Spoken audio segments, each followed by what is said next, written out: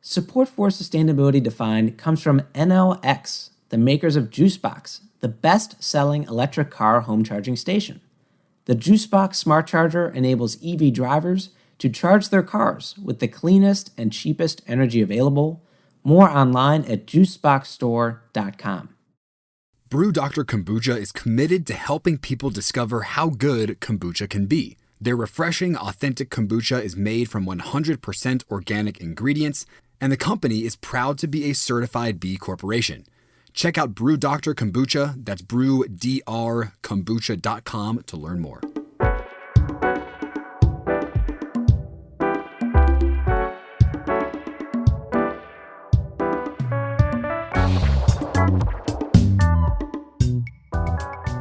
All right, welcome back, everybody, to Sustainability Defined, where Jay and I are here defining sustainability one concept and one bad joke at a time. Jay, today is episode 55. It's the 2020 Holiday Hodge-Podge, Jay. It's that time of year. It's that time of year, Scott. We're coming a little bit early because I think we've got a treat for all listeners coming up next month. But that's right. We can call this holiday season. I know we're already in our festive gear recording this anyways, so why not call this Holiday Hodge-Podge? That's right. Let's tell them, Jay, what we're going to go over. So we're going to discuss a few things. First, we're going to touch on our podcast's year in review.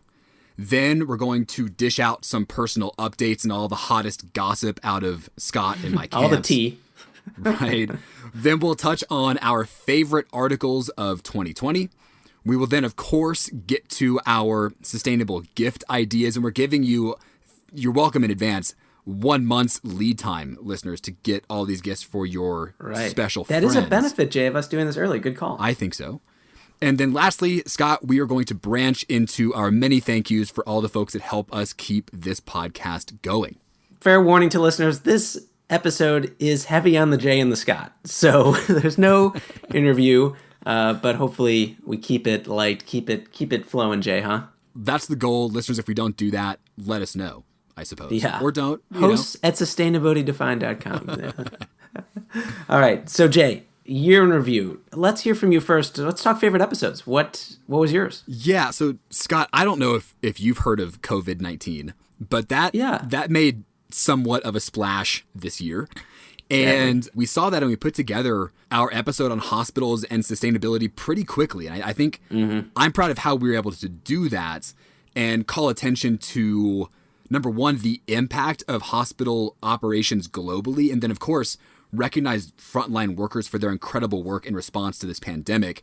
And Scott, one of these facts that stuck with me over, the many months we've had since this, if the global healthcare sector was a country, it would be the 5th largest emitter on the planet. That just goes to show how huge this topic is. So I had a great time with that one. Scott, how about yours? What was your favorite? No, and totally. I love the one you picked, and certainly people are looking at the footprint of these hospitals, but also how to make them more resilient. Right. So I think for me, it's the female hygiene products episode, Jay. I know we had been talking about doing that one for a fair bit, but I'm glad we did it this year. And I'm also glad we were able to incorporate our girlfriends, and rightly so, Jay, into the episode, because they certainly know a bit more about this than we do. And this topic, it's got important environmental and social implications to it. I also liked that this episode had interviews with entrepreneurs, Celia and Alec from Dame, who told this cool story about how they started their business, the reusable applicator they developed, and how their mission is to provide sustainable period products for all. And you talk about your favorite fact from your favorite episode. I think the fact that stuck with me from this one is they explained how for an average person who's using period products, they are using it for 6 years of their life. That's crazy. So it's really important what is in that product. Right. So essentially the cumulative time they're using these products over their lifetime translates into 6 years straight, which is a long time to be using any product. My God. So I think that was a great one too. And of course, I think our girlfriends did so well, Scott, that we might just have to bring them on for some other episode. We'll see. They're talented. Quite. All right. So those are our favorite episodes, Scott, as we're talking about the podcast year in review.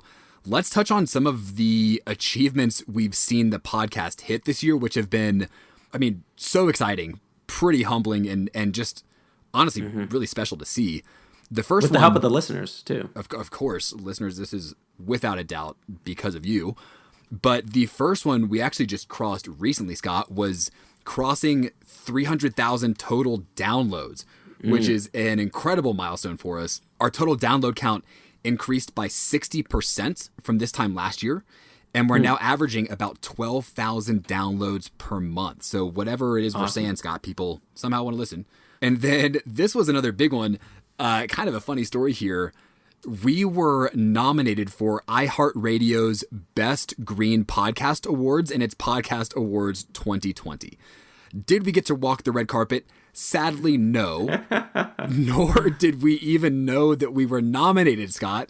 And on top of that, we didn't even know how we were nominated. We kind of, I think I was just Googling the podcast one day to see what news comes up. And listeners, this is like a view into like what happens when I'm bored. But these awards are super legit. Right, they're legit. And we saw our name listed with all of these big podcasts. It was also really cool that we were one of the very few independent ones that made this list.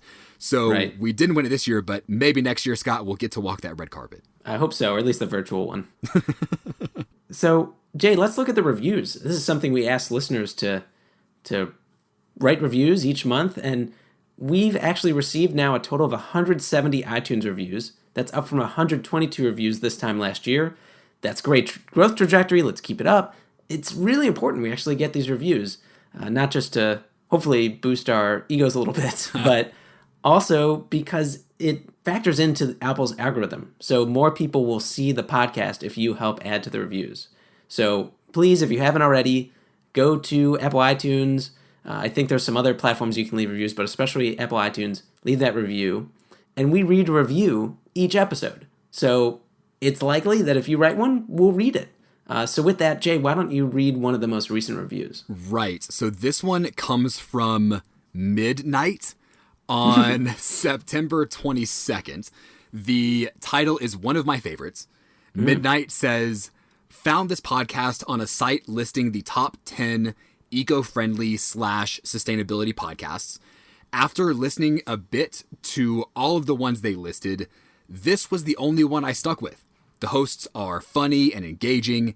They have great chemistry together and really seem to care about the topics they discuss, which I do think is accurate. And Scott, I'm blushing thinking about the fact that folks think we have great chemistry, because I do too, and I'm just so happy that others see it. Oh, Midnight, you shouldn't have. Or, well, you should. Keep it coming. You should. That's true. But, Scott, another honorable mention when it comes to these reviews.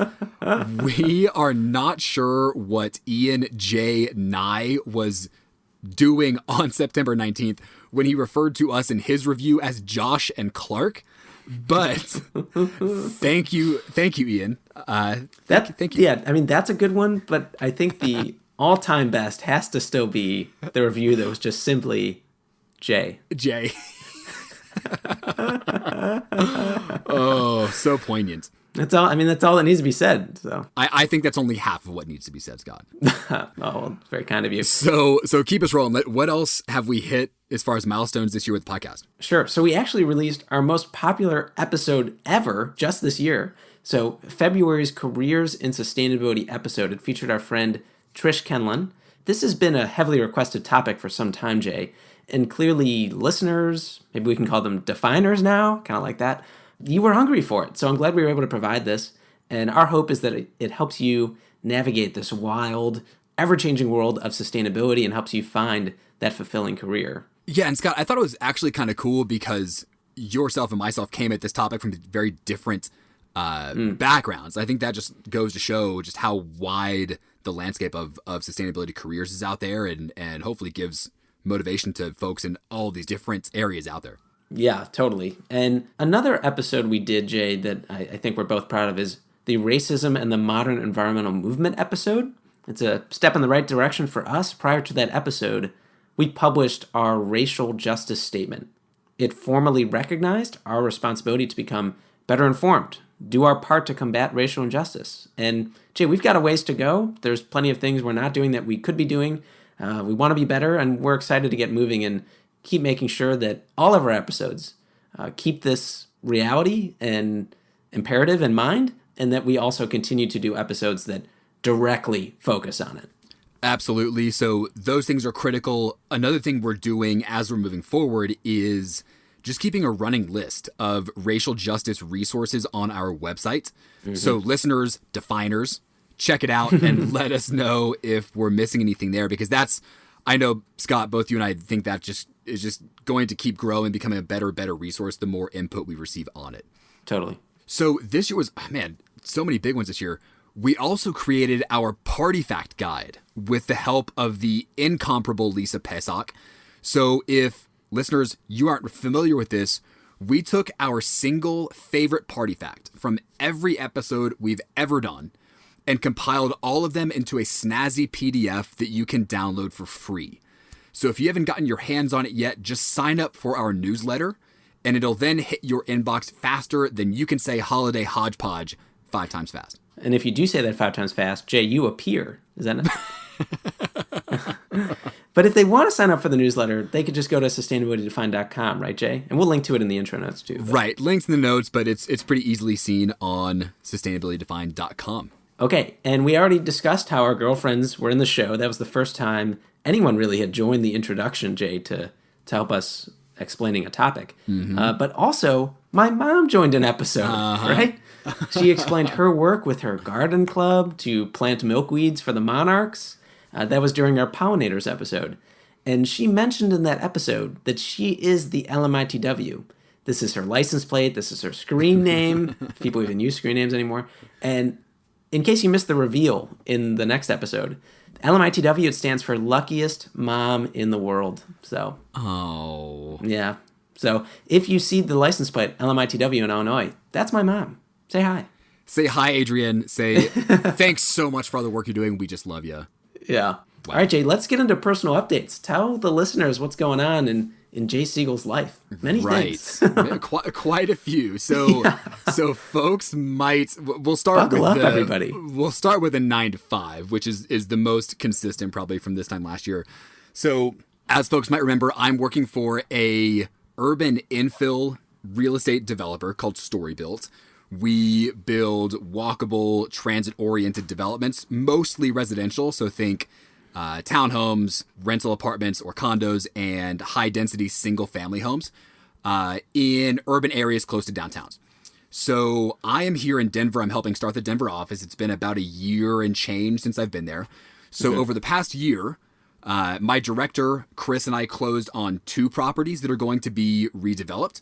One is going to be a townhouse development, and one will be rental apartments. Both of them are in walkable locations with easy access to transit, which I really love.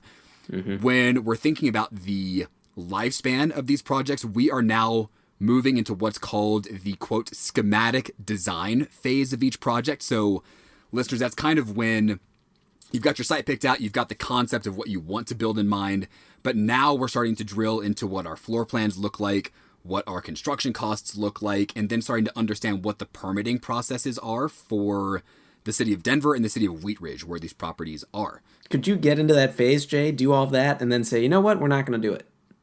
Well, it's actually it's a great question, Scott, because I think this is almost the turning point where you come to understand whether or not a project is really going to work the way you want it to.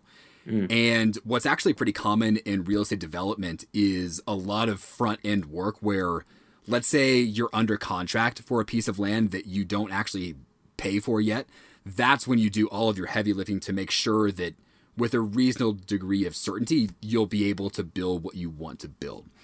So a lot of research, a lot of work, but I just think it's really cool, now having been in there for a year, I've just never been in a job like this before where I get to work with so many specialists all the time, from architects and civil engineers, and help just connect the dots at a project level and see it forward. So I've had a really good time with it, professionally speaking.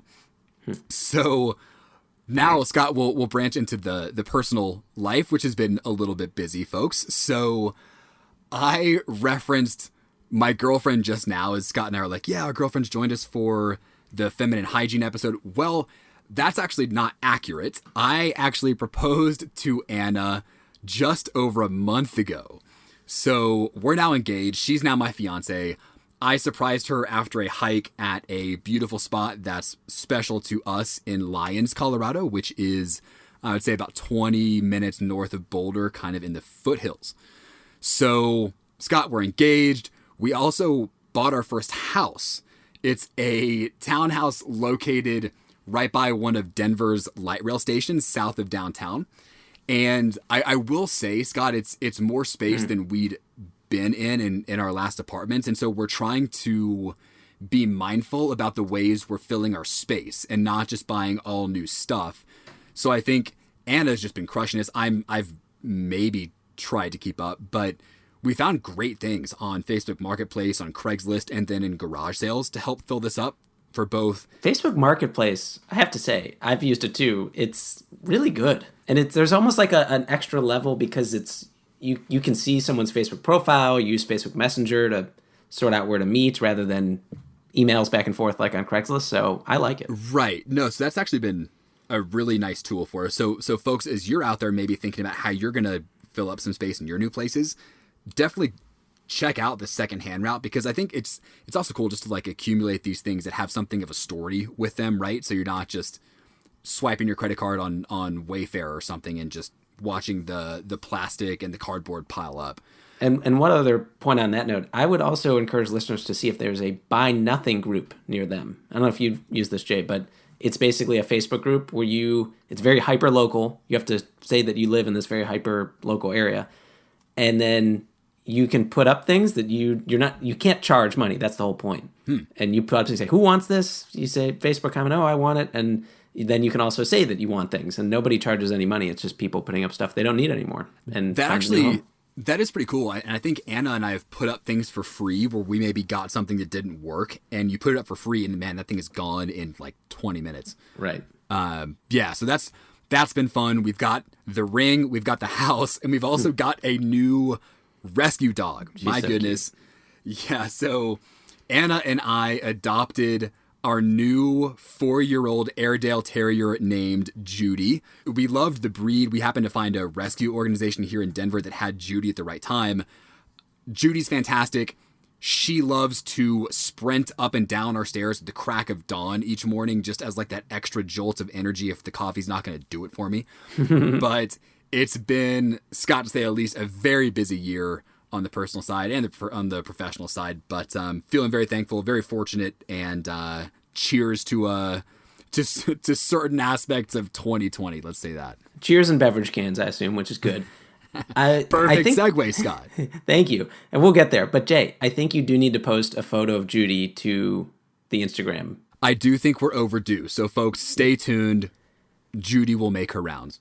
The third, I just want to point out, and I'm sure listeners are also thinking about this because they all listened to last year's Hodgepodge and Personal Update. I feel like at this time last year, Jay, wasn't the update, I just bounced around Europe and I was figuring stuff out. Wasn't that last year's update? And now I got this cool job. Let me tell you about, amazing real estate stuff I'm doing. And oh yeah, fiance, house, dog. It has been a hell of a 2020. I will say it like that. All right. Enough about me, Scott. I've been piping on for far too long. Give us your update professionally and personally. Well, I will take that beverage can transition. And listeners, you might be aware that I'm the Vice President of Sustainability for the Can Manufacturers Institute. So CMI, it is the trade association, represents metal can manufacturers and their suppliers. So we've done a lot of stuff over the course of the year to represent the industry and advance sustainability. But in terms of the things that are public and you can see and that have interesting insights, I want to tell you about 2 pieces of research that we put out this year. So we explained how aluminum beverage cans provide significant vital revenue to the U.S. recycling system. In fact, if you look at the revenue that's generated at material recovery facilities, these are MRFs that separate single-stream recyclables, well, most of that revenue in non-deposit states that these MRFs are getting from separating and selling recyclables, most of it comes from selling used beverage cans, which we call UBCs. And yet, even though beverage cans provide such important revenue to these MRFs, up to 25% of UBCs are missorted at a typical MRF. So we can capture these cans effectively with additional aluminum can capture equipment, think eddy currents and robots, and that equipment, it can pay for itself with the additional revenue generated from capturing and selling more cans. And the nice thing is we didn't just do the research. The companies that I represent, like Our Dog Group, Crown Holdings, they have put up funding for a grant program to get more of this additional aluminum can capture equipment in MRFs so that we capture these cans, and it helps the recycling system from generating revenue, and then we also recycle them into new cans. So that's one piece of research. Awesome. Right? Okay, so nice little story there. The other piece of research, it's titled Recycling Unpacked, Assessing the Circular Potential of Beverage Containers in the United States. And this research that CMI commissioned and that a circular economy specialist called Metabolic conducted, it concluded that the aluminum beverage can has the highest circular performance in today's U.S. recycling system and the highest circular potential. So it's got a nice current look and future look. The cool thing about the current look is it has this beautiful visualization where it shows how all the aluminum cans, all the glass bottles, all the plastic PET bottles, how they are flowing through the U.S. waste management system. So I encourage you to check out those material flow analyses, and it's kind of cool to see where everything's going. From that material flow analysis, we found that more than 80% of beverage cans collected for recycling are recovered, turned back into new beverage cans. And that's compared with 59% of glass bottles and only 13% with plastic PET bottles. Like I was saying, the report also looked at future scenarios. 100% collection, 100% sortation, like perfect sortation, none of that missortation I was talking about earlier, and a national deposit system. And in each future scenario, the aluminum can, it delivered the highest carbon emission reduction potential.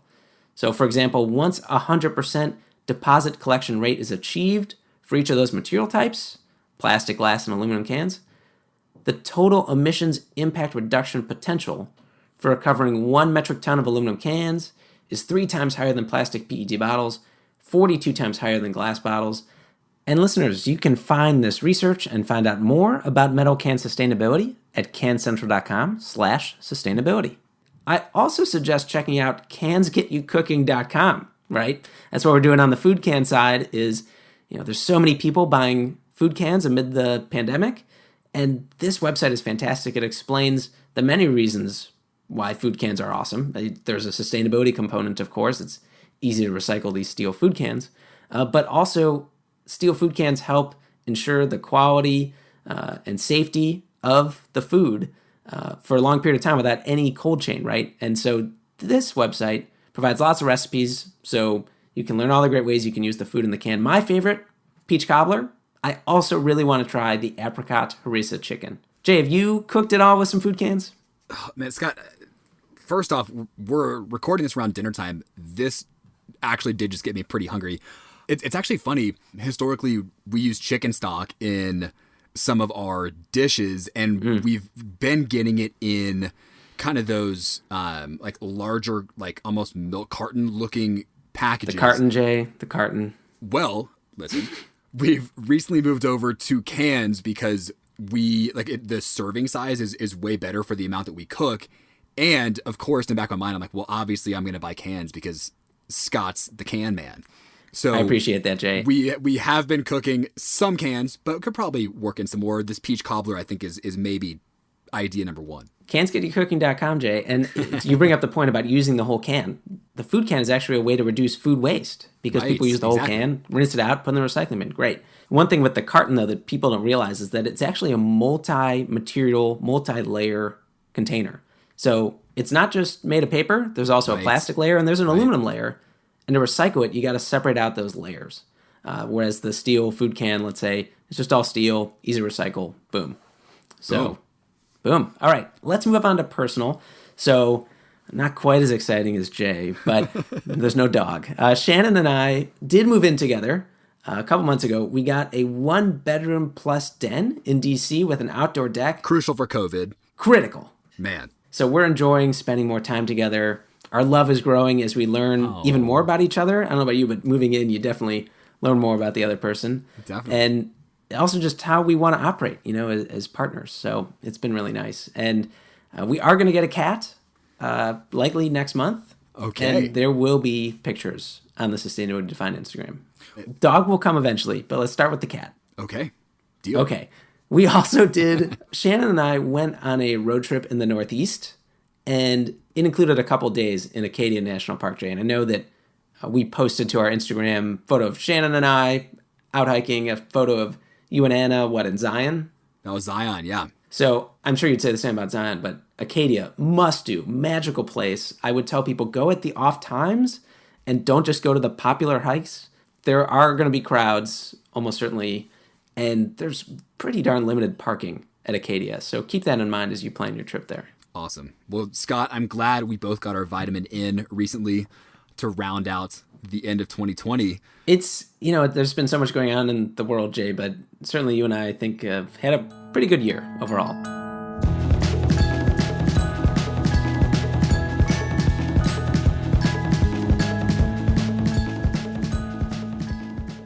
Support for Sustainability Defined comes from NLX, the makers of JuiceBox, the best-selling electric car home charging station.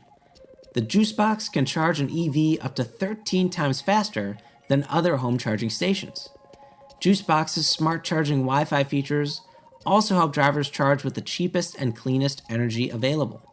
Schedule car charging when electricity rates are lower, or with JuiceNet Green software, charge with the cleanest energy on the grid. Sync your EV charging to times when solar and wind power are at maximum production and fossil fuel power sources are at a minimum. More online at juiceboxstore.com. Brew Doctor Kombucha stands apart as a kombucha company steeped in tea heritage and commitment to using business as a force for good. The company takes inspiration from its custom tea blends, making deliciously refreshing, authentic kombucha with a difference you can taste. During these unprecedented times, Brew Doctor has partnered with distilleries to transform the alcohol they remove from their kombucha during the creation process into hand sanitizer. So far, they've donated over 500 gallons of hand sanitizer to nonprofits who need it and expect to donate thousands more. Brew Doctor's mission is to help people discover how good tea and kombucha can be, referring not only to its quality approach, but to the company's commitment to its communities, its people, and the planet. Brew Doctor Kombucha is proud to be the first national kombucha company to become both carbon neutral and a certified B Corporation. Check out Brew Doctor Kombucha, that's brewdrkombucha.com to learn more. I think, Jay, now it's time to transition into more of the substancy part of the episode. I hope listeners like hearing about what's going on with us, but let's give them some sustainability knowledge, huh? All right, guys, you came here for a reason, in theory. So let's discuss our favorite articles. I think we've both picked a few. I think really the article that stuck with me the most all year, Scott, is the one that we actually cited in our racial justice statement, which is called "I'm a Black Climate Expert. Racism Derails Our Efforts to Save the Planet" by Ayanna Elizabeth Johnson. I know we've discussed this article previously, but I just think it's worth re-quoting my favorite piece from it, which goes like this. Quote, Toni Morrison said it best in a 1975 speech, "The very serious function of racism is distraction. It keeps you from doing your work. It keeps you from explaining over and over again your reason for being." Then the author, Ayanna Elizabeth Johnson, continues, "As a marine biologist and policy nerd, building community around climate solutions is my life's work. But I'm also a Black person in the United States of America. I work on one existential crisis, but these days I can't concentrate because of another." I think that just really just encapsulates it very, very well. Yeah. The next article I really enjoyed is called, quote, "There Will Be More Wildfires. What Should We Do?" by a number of authors: Philip Higuera, Elizabeth Dodson, Alexander Metcalf, and Solomon Dabrowski. So living here in Denver, this article hit particularly close to home, especially since we currently have the largest and fourth largest wildfires in Colorado history burning as we're recording this episode, Scott, which is, I mean, you think about that and it's just a blaring sign of the issues we're now facing with a changing climate. Yeah. My favorite quote from this article goes like this, quote, "In the past, unprecedented fire seasons have been catalysts for change. Unfortunately, the national conversation around fires of 2020 is being framed as a false dichotomy. Is it climate change or poor forest management to blame? The answer is both and more.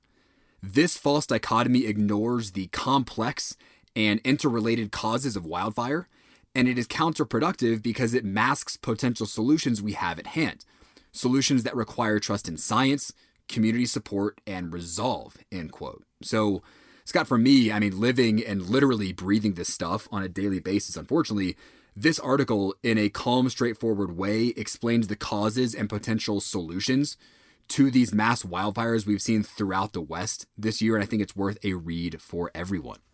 Yeah, those solutions based in science, I mean, it sounds so basic, but that is really what we need to get back to. So I'm glad that article was written, and I'm glad you highlighted it. Absolutely. So my next favorite article is, especially for all those interested in sustainable real estate development. And who isn't, though, Jay? But thank you, Scott. That's actually really validating, because I hope it's not just me that nerds out on this stuff. So the article is called Helsinki Makes Sustainability a Guiding Principle for Development. It was written by Dorn Townsend. I like this article because it touches on both the micro and the macro of this topic. So first, starting with the micro, in the form of a specific new master planned and mixed use real estate development called Kalasatama, which is located, I believe, on the east side of the city of Helsinki. So Kalasatama features everything from energy efficient apartments and commercial office spaces to communal saunas, of course, it's Finland, and readily accessible daycare. And really, folks, get ready to get your mind blown. This is a quote from the article. Every building in the neighborhood is connected to a network of pneumatic tubes that propel 7 categories of trash at 70 kilometers an hour to a central collection point where the materials arrive pre-sorted. I just have such an amazing visual of these networks of just trash zooming around. Are the tubes sorting the material, or people put them into specific tubes to sort them? My understanding is people put them into the correct tubes, which is something that I know Americans still have a lot to learn about, because I know we just like to toss it into one. Yeah. But no, pre-sorted and just shoot through this network at 70 kilometers an hour. The other reason, though, I like this article is because it does a great job of highlighting how the city of Helsinki itself is pushing towards these climate goals. So, importantly, the city understands that it, quote, remains a major carbon emitter, with most emissions coming from fossil fuels to heat homes. Recognizing that many cities face similar problems, officials recently created the Helsinki Energy Challenge, which is a year-long competition with a €1 million prize going to anyone in the world with the best idea for decarbonizing the city's energy system. So, again, Scott, we're touching on real estate development. We're talking about cities and sustainability. So I feel like I was just predisposed to select this article as one of my favorites. I think it was written for you. Thank you to Dorn Townsend. My brother and I went to Helsinki years ago, and we stayed at the old Olympic Village. And I recommend that to listeners looking for a slightly better than average hostel in Helsinki. Well, when were the Olympics held there? Do you know what year that was? In the 50s, I think. Oh, wow. So this is a vintage hostel. Yeah, and I remember just walking around and people are not very smiley. I'm pretty smiley, and I think I stuck out. Oh, okay. Good to know. So they're keeping all these climate accolades maybe under the vest a little bit. All right, Jay, I want to tell you about some of my favorite articles. Please do. Okay. And not just articles. I got a podcast to start us off. So, and I feel like this is a podcast we look to often, Jay, the 99% Invisible podcast. And they had an episode called For the Love of Peat. And this one blew my mind. So peatlands, they store 10 to 15 times more carbon on a per meter basis than the same area of land in a forest or agricultural setting. And we've only recently appreciated the power of peat. So what is peat? So it's partially decayed vegetation or organic matter that accumulates under waterlogged condition. And in total, peatlands, they store twice as much carbon as all the world's forests together while covering less than 3% of land surface. We talk so much about forests and trees. Nobody's really talking about the peatlands, the bogs. Well, and Scott, can I ask a novice question? You hear peat, at least I do most often in the context of whiskey. So are those two related? I mean, is peat, you hear of peat having the very distinct flavor in whiskey. So this is what that's coming from. Yes. To be honest, there was an article explaining this. I remember that I posted it as a comment on the LinkedIn post where I explained this podcast, but I didn't read that article. But I, of course, listen to this podcast. So I don't I don't have it. I wish I did so I could give you an informed answer, but I know there's some relationship to peatlands and whiskey. Sure. All right. So in the 1980s, we saw in the United Kingdom a lack of appreciation for peat, and it exemplifies why planting trees not always the right choice. So there was a tax break given to encourage private citizens to plant trees. It was also done to boost the UK's timber supply. So people were looking for, well, where's the undeveloped lands where we could plant a whole bunch of trees? And they turned to what's called the flow country. It looks like an Arctic tundra, and over thousands of years, peat has developed there, sometimes 30 feet deep. Wow. So these peatlands, sometimes called bogs, they grow just 1 millimeter a year. So 30 feet deep. That's took a lot of time to create. And scientists noted that there's a lot of unique ecosystems in these bogs.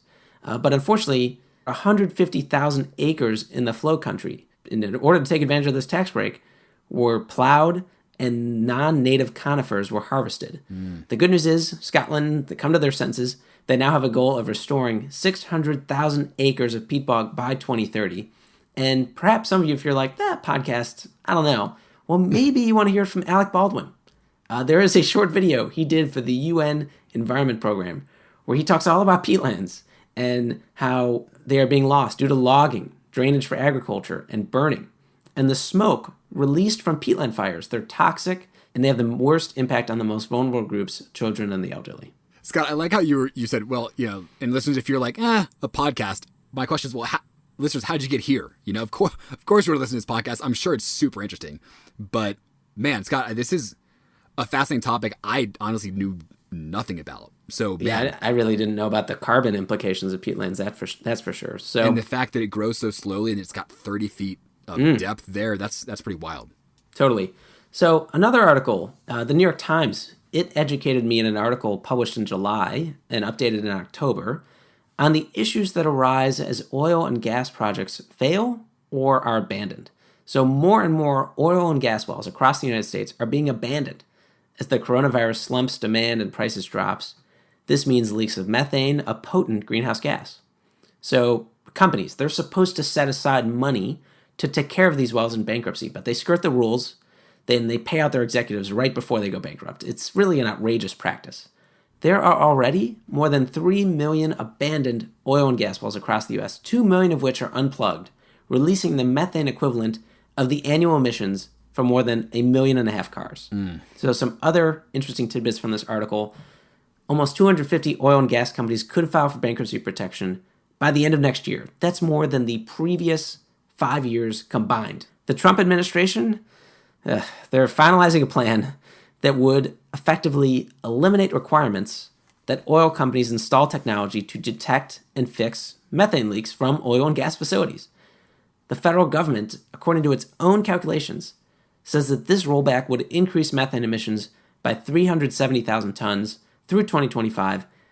That's the equivalent that it would take to power more than 1 million homes for a year. So hopefully, Jay, we get a President Biden in the White House, knock on microphone, and this rollback is not an issue. Man, fingers crossed. Totally. Lastly, North Dakota, heart of fracking country, it's gone from 0 to 336 so-called abandoned orphan wells in just the past 2 months from when that article was written. So I'm sure more have come in. And in New Mexico, officials have identified close to 1,000 orphaned wells, and there's risk for many more, Jay. This is an ongoing issue.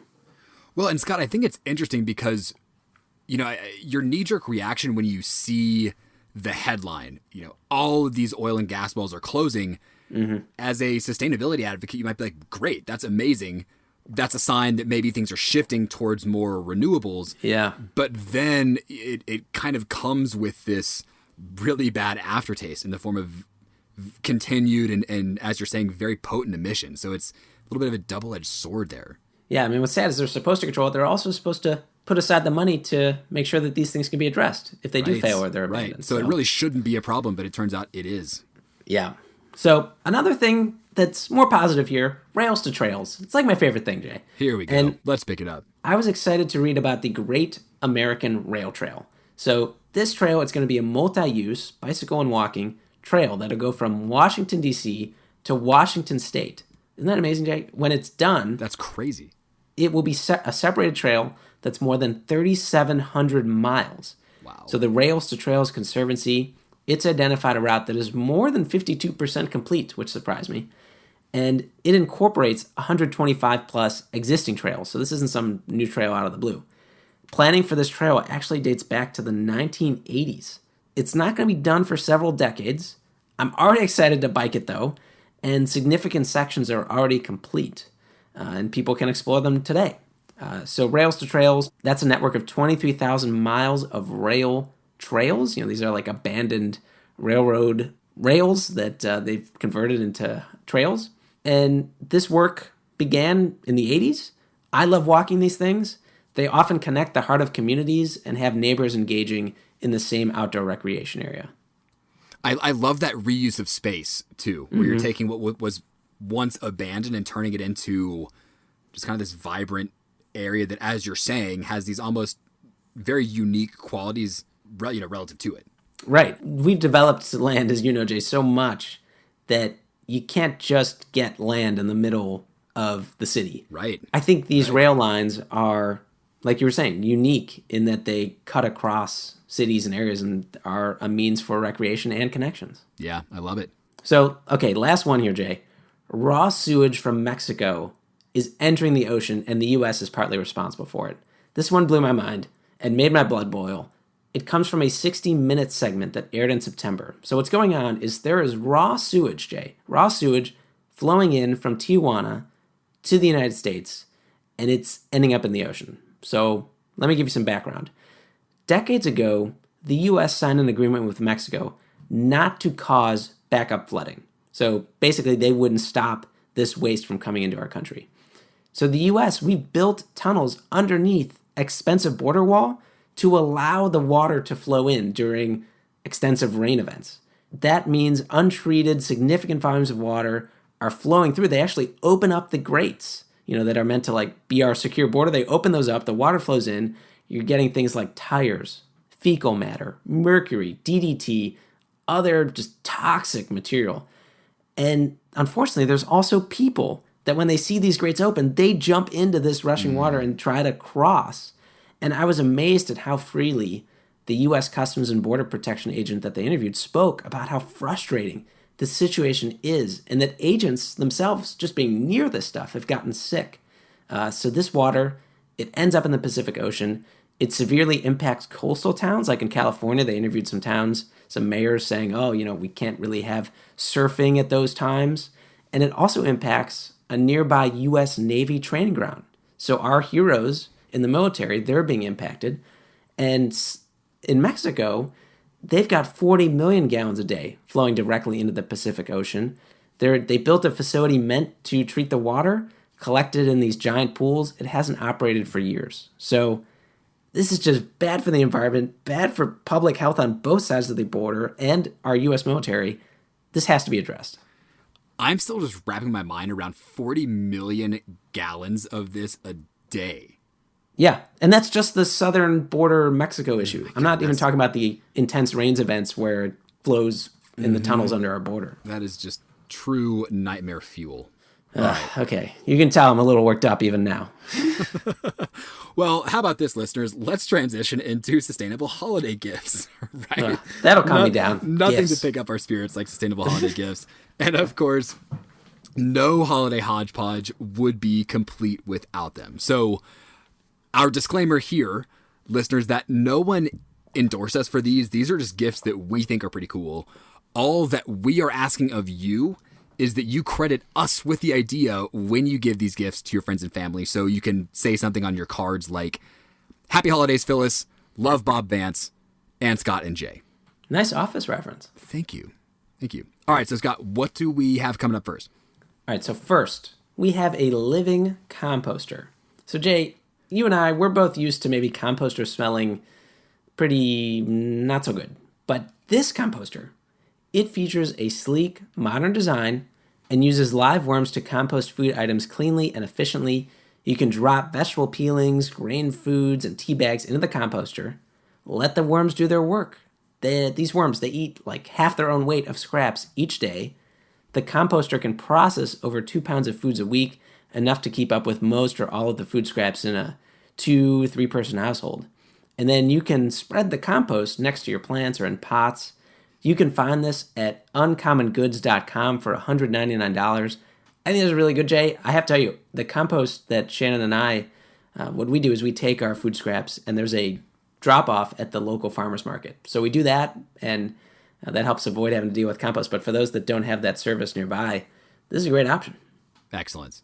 And also, Scott, I don't know if we mentioned, but it looks cool. Yeah, you said it's got the modern design, and it actually does look like something you would like to have on your counter. I think that's pretty big. Yeah. So next, we have a treat for all of our yogi listeners out there, or at least for yogis who are lucky enough to receive a gift from a definer. I think we're just calling them definers, Scott. I don't know. I like it. Let's try it. We're going to just create this little community. We are definers. So, Scott, this gift is a cork yoga mat. So, a company called Yoloha claims to be the creator of the world's first cork yoga mat. Cork, for reference, is the outer bark of the cork oak tree, which often grows in the Mediterranean area. Cork trees are the only tree in the world that regenerates stripped bark, which means they do not need to be cut down to harvest. That means that this mat is made of entirely renewable material, which is also recyclable and biodegradable. Yoloha has a range of these mats of varying prices, usually around $100 or so. And I know you can also find other cheaper ones on Amazon that are also made of cork. I'm sure people are going to enjoy doing their tree pose on their cork tree yoga mat. Mwah, beautifully done. Thank you. So speaking of cork, Jay, why not use it to hang your plants? The Atlas Cork Hanging Planter is a stylish planter to hold your favorite plants. So for all of you that have gotten super into plants during quarantine, I think Jay sounds like Anna, certainly Shannon. She calls herself Plant Mom. Anyway, this one's for you, $60 on Etsy. All right, so next up is the Take Me to the Parks Winter Woods Candle, sold by an awesome company called Parks Project. Now, we cannot speak to the scent of this particular candle. Hopefully one day we can send smells across the internet, which I could see being a double-edged sword. But oh, sinister. But we do love the mission behind this candle. For each candle sold, one kid is funded to visit a national park through the Open Outdoors for Kids program. And Jay, this parallels nicely with our conversation with Faith Briggs, episode 54 on racism and the modern environmental movement, as well as an oldie but a goodie, Jay, episode 4 on nature deficit disorder. This candle is $34 at parksproject.us. Another candle option here is called Keep Candles. Keep spelled K-E-A-P, which is a B corporation. All the scents are made by a master perfumer, which talk about job titles. And the packaging is 100% plastic free and can be returned for reuse. And they use sustainable coconut wax for a full and complete burn. We saw a wood cabin candle on there for $49.50. Definitely on the higher end, but again, without being able to speak to the scent just yet, it sounds like it could be a very cool buy. Jay, I was the one who found this one, and when I saw $49.50, I was like, that's pretty darn expensive. But then I was like, let me check, and there's plenty of candles that are around that price point. I mean, does that price surprise you, or? Well, Scott, I can't really speak to that, but I will share something that Anna gives me a hard time about. I don't know if I am particularly sensitive to smells or if the candles that we have around are just particularly pungent, but I will sometimes just open the lid and just keep that open, and that produces enough of a smell for me to enjoy it. So maybe, Scott, if you pair that strategy with actually burning it, maybe slowly, then that $50 becomes well worth it. I don't know. Having open candles does nothing for me. So when it's lit, is it almost like too much because you're so sensitive? Well, it's one of those candles that has 3 wicks on it, and when all three are lit, oh my goodness, absolutely. But I think I could do one, but even maybe it's just this eucalyptus scented one. It's just a lot. So, anyways, moving on. Okay, so for that friend or family member looking to minimize their use of plastic water bottles, I encourage people to check out Hydros. They sell reusable bottles, carafes, and pitchers that filter water up to 8 times faster than other filters. Plus, their products are made from 100% coconut shell carbon in a BPA-free casing, 64-ounce pitcher, $32. Okay, note here, I did get one of these sent to me. So this is the exception to Jay, what you said earlier about we weren't paid for any of this. They did send me one of these pitchers, and I've used it for many months. I like it, so I thought I'd tell you all about it. What's funny is I got it, and I thought I was missing something because there's no space for the water to be held. You know, like in Brita, there's like a big space for the water. It filters the water so fast you don't need that space. It's kind of nuts. Nice. Yeah. Cool. Well, Scott, let's move on. There's also Soul Much Foods, and that's Soul, S-O-U-L, which features upcycled cookies made from leftover ingredients that would otherwise have gone to waste. The story here is some waitresses saw all the food their restaurant was throwing out at the end of the night. They knew there had to be a better way. They saw an opportunity to use food waste and educate people too. And here we have some delicious cookies. Right. And Jay, I actually bought some of these because the way we found out about this company is one of their founders is a listener, told us their story. I was like, I got to buy these. I really enjoyed the red velvet beet and the ginger turmeric cookies. Delicious. I also liked how it came with a personal thank you note, and it told me that my purchase had saved half a pound of food, 150 gallons of water, and 0.35 metric tons of carbon dioxide. I Very love cool. That. Yeah. Right. They aren't the only ones in the upcycled food game. We also found something called Grain for Grain, and that's the number 4 in there, Grain for Grain. It's a San Antonio-based company. It takes used grains from microbreweries to recycle them and turn them into a low-carb, high-protein flour. Get excited, keto fans.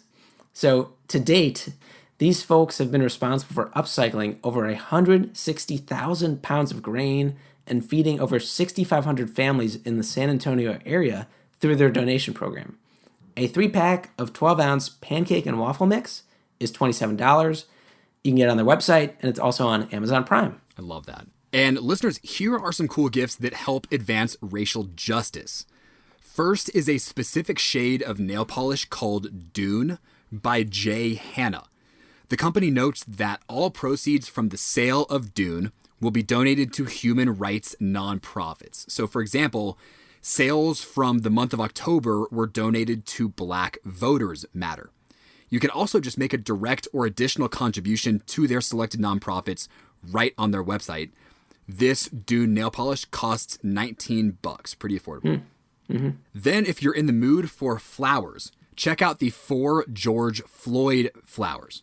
So with this arrangement, Jonathan Cohen Studio will be donating 15% of the purchase towards the Bail Project, which is a national nonprofit organization that pays bail for people in need, reuniting families and restoring the presumption of innocence. I love that phrasing they use there. Totally. And that is a major issue in our country, the bail system, where you have people that have not been tried at all, many times innocent. They can't pay their bail, so they're locked up. Mm-hmm. And what the Bail Project does is it makes money available, pays that bail up front for them, and then gets the money back when the person shows up for their court date.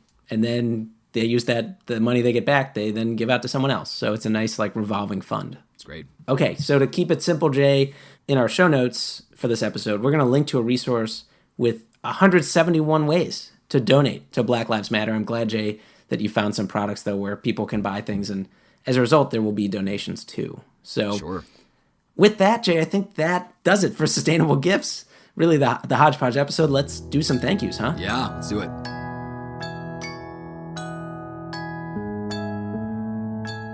Okay, so first, Shannon Parker. She has done a variety of special projects this year. She's helped us with research for episodes. She's spearheading our outreach to educators to create a resource for professors and teachers to reference when incorporating our show into their courses. So thank you, Shannon Parker.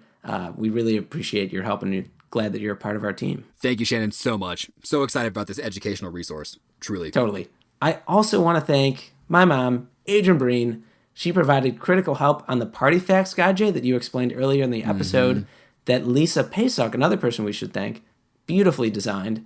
And my mom, go-to researcher, all-around awesome person. Love you, Mom, very much. And with that, I'll turn it over to Jay for the rest of the thanks. Adrian, I think we can confidently say that all of our definers, myself included, love you too. Mm-hmm. All right, so next we'd like to thank Matt Aarons, who has done a number of things for us. He's consistently on our social media presence, helping us there across all of our channels. He's also helping us restructure our website to make it more streamlined and easier for folks to navigate within to find the notes you're looking for, which I think is a huge asset. What an all-star this guy is. I love it. He's also working on some really awesome side projects that he's profiling on our Instagram as well. So listeners, if you're not following there, definitely do. Great work. And then we'd also like to, again, welcome and then also thank Keaton Butler, who is our new audio editor on the show.